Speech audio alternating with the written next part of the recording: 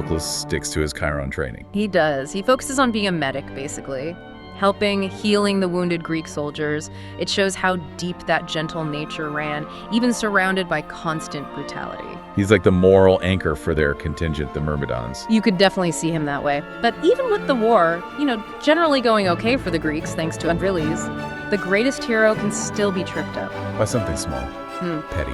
By something deeply human, yeah. The tension of the siege, it's been 9 long years at this point, and things finally boil over. Politics, pride, and ultimately, hubris. Arrogance. In the Greek camp itself. Yes. And this political crisis becomes the direct trigger for the final, awful tragedy. It starts when Agamemnon, the overall commander of the Greek forces. Right. Agamemnon publicly insults Achilles. He takes away a captive woman, Briseis, who had been awarded to Achilles as a prize. And this wasn't really about the woman herself, was it? Not primarily. It was about Time. Honor, status, public respect.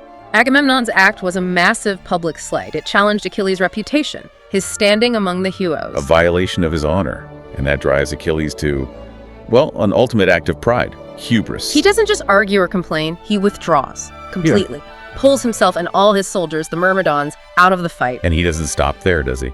No. He actively prays to his goddess mother, Thetis, asking her to intervene so the Greeks start losing. Badly. Just to prove how much they need him. To punish Agamemnon's pride. Exactly. It's this incredible display of ego, but also power.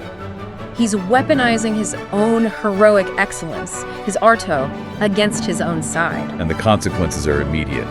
Devastating. It's catastrophic. Without their best warrior, the tide turns completely. The sources really emphasize the horror, thousands of Greeks getting slaughtered. The Trojans, led by Hector, are suddenly surging, threatening the Greek camp, even the ships. And Patroclus is watching all this happen, seeing the disaster unfold, knowing it's a direct result of Achilles' pride. He can't stand it, that gentle, empathetic nature, the one that made him a healer. Now it pushes him towards the fighting. He sees Achilles' political point scoring as getting people killed, men he's been caring for. And he feels he has to act to save them. It's this moment of just profound sacrifice driven entirely by compassion. So it goes to Achilles. Yeah, and he begs him, not for Achilles to fight. He knows Achilles won't back down on his pride now. But he asks Achilles to at least let him, Patroclus, lead the Myrmidons back into battle. And he have a plan, right? A clever but dangerous one. Very clever. He asks to borrow Achilles' armor, the famous, terrifying armor made by the gods. The disguise. He puts it on, hoping the mere sight of it, the psychological terror associated with Achilles, will be enough. Enough to rally the demoralized Greeks and push the Trojans back. He wasn't after glory for himself. He just wanted to save lives. It's the ultimate selfless act, isn't it? Masking himself in the identity of the man he loves to save their comrades. And at first, it works. Spectacularly. For a terrifying, glorious moment, it works perfectly. The Trojans see the unmistakable armor of Achilles, panic sets in, and they start retreating. Patroclus gets his own moment of battlefield brilliance, his Aristeia. But then, something goes wrong. In the heat of the moment, flushed with success, maybe caught up in the borrowed persona, he disobeys Achilles' one direct order. Which was? Don't pursue the Trojans all the way to the city walls, just push them back from the ships.